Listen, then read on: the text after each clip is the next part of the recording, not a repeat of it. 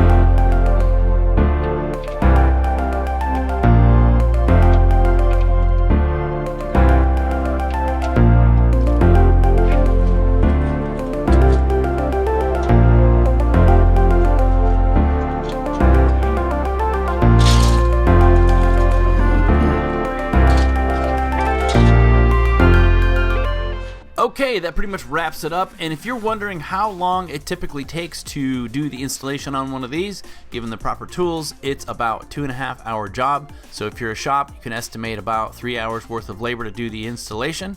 Now, as far as tire sizes for the CX-50, the non-turbo models are all going to have 17s, so you've got a 245, 65, 17 on those, and the turbo models come with a 20-inch wheel, so you've got a 245, 50, 20.